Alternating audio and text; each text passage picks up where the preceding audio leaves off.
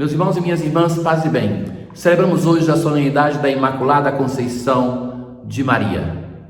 Uma festa de preceito, ou seja, aquele dia que cada fiel católico, como em cada domingo, deve participar da Santa Missa, receber a Eucaristia, reunir-se com a sua comunidade.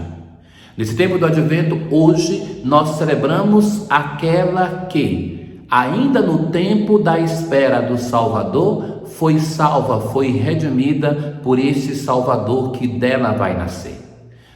Portanto, a Imaculada Conceição é uma festa que resume muito bem o tempo litúrgico do Advento que nós estamos celebrando. Ouçamos. Na primeira leitura de hoje, nós temos a narração do pecado original. Mas antes mesmo, na antífona, nós assim rezamos: com grande alegria rejubilo-me no Senhor, e minha alma exultará no meu Deus, pois me revestiu de justiça e salvação, como a noiva ornada de suas joias. Do livro do Gênesis, o Senhor Deus chamou Adão dizendo: onde estás? É depois do pecado dos nossos primeiros pais. Onde estás? Nessa pergunta não é somente uma questão de localização, mas onde está o teu coração? O que você fez, Adão? O que você fez da tua liberdade, da tua vida? Aonde você se encontra? E Adão vai responder: ouvi tua voz no jardim e fiquei com medo porque estava nu e me escondi. Ouvir a voz de Deus é um convite sempre a uma mudança, a uma conversão.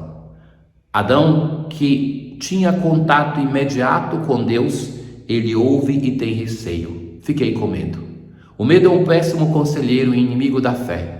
Quando se tem medo, mesmo ouvir a voz de Deus não basta, porque a relação com Deus foi corrompida. Já não é mais o pai vizinho para Adão. Adão já não o vê assim, mas vê como ameaça. Ele que sempre estava nu diante de Deus, agora tem vergonha. E começa o jogo de empurra-empurra. Adão vai dizer: a mulher que tu me deste por companheira, foi ela que me deu o fruto da árvore e eu comi. Já não é mais a minha mulher, já não é aquela que essa sim é carne da minha carne e osso dos meus ossos, mas a mulher que tu me deste. Quando perguntada, ela vai dizer: a serpente enganou-me e eu comi. Ninguém assume a própria responsabilidade neste pecado tão pavoroso que determinou a nossa condição humana. Mas veja, que aqui começa um esquema comum na história da salvação, que cada vez que o ser humano é falho, Deus oferece algo maior. Diante da fragilidade humana, que não é capaz de ser fiel à aliança, Deus então promete alguma coisa que supera aquilo que se perdeu. E é isso que acontece no pecado original, porque nós temos aqui o primeiro evangelho, a primeira boa notícia. Porém, inimizade entre ti e a mulher, entre a tua descendência e a dela. Esta te ferirá a cabeça e tu lhe ferirás o calcanhar. Quem é que vai ferir a cabeça? É a mulher ou a descendência? Aqui então os autores da igreja, os padres da igreja se dividiam.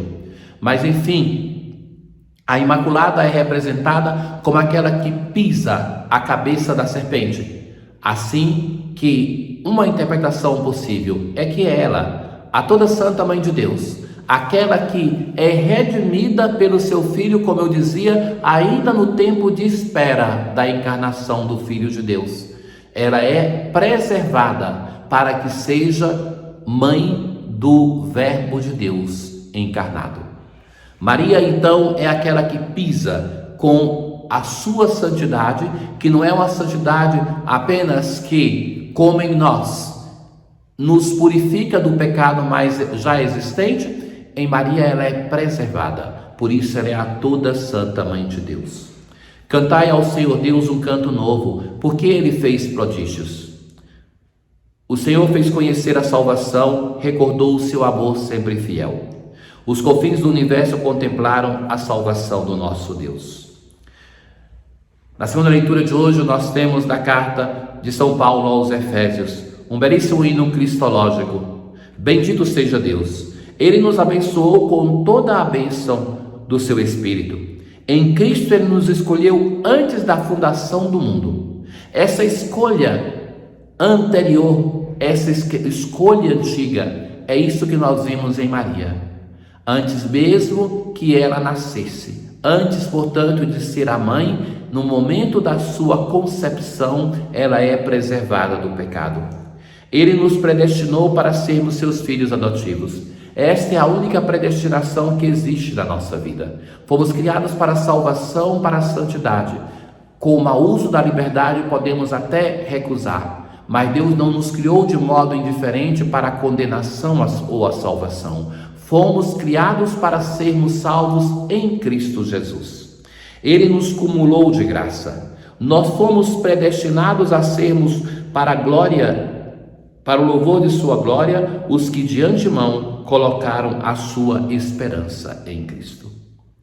Na aclamação ao Evangelho de hoje, Maria, alegra-te, ó cheia de graça, o Senhor é contigo. Sobretudo nesse texto que nós ouvimos em muitas solenidades, festas e memórias marianas, quero chamar a vossa atenção para aquilo que é a descrição desta que nós celebramos hoje, a toda Santa Mãe de Deus. O anjo Gabriel foi enviado a Nazaré, a uma virgem prometida em casamento.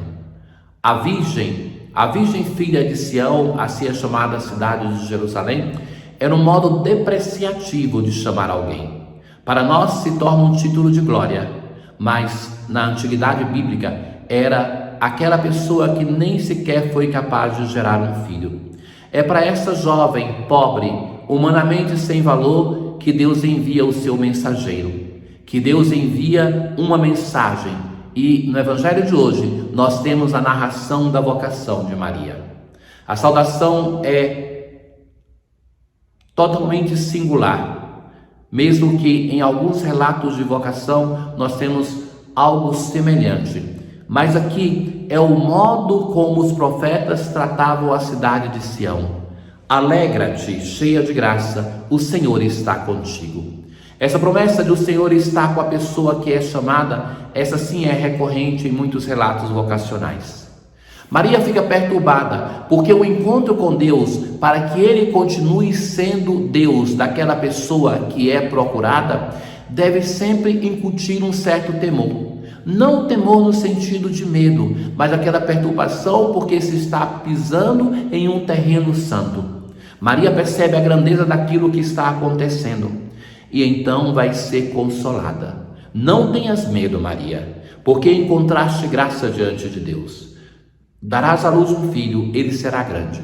Aqui é propriamente o chamado vocacional, aonde a Virgem Mãe de Deus recebe uma proposta: ele reinará para sempre. Maria pergunta: como isso vai acontecer?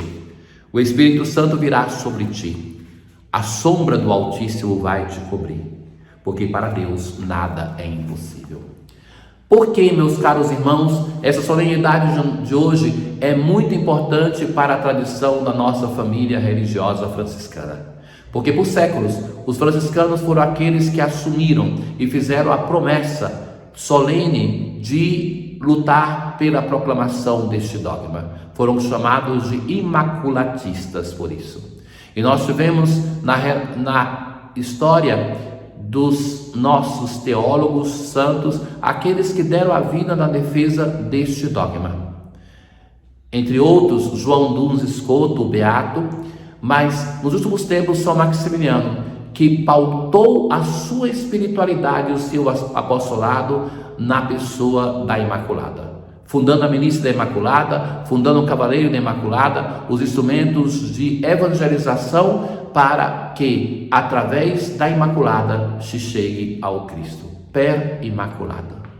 É em função disso que a nossa missão aqui no Brasil, pela província polonesa, foi fundada, para trazer para o Brasil a cidade da Imaculada, o Jardim da Imaculada, como São Maximiliano sonhou de estar também no Brasil. Na oração de hoje, nós assim rezamos: ó Deus, que preparastes uma digna habitação para o vosso Filho, pela Imaculada Conceição da Virgem Maria, preservando-a de todo o pecado, em previsão dos méritos de Cristo, concedei-nos chegar até vós, purificados também de toda culpa, por sua materna intercessão. Por nosso Senhor Jesus Cristo, vosso Filho, na unidade do Espírito Santo. Boa solenidade para todos. O Senhor esteja convosco, Ele está no meio de nós. Abençoe-vos o Deus Todo-Poderoso, o Pai, o Filho e o Espírito Santo. Paz.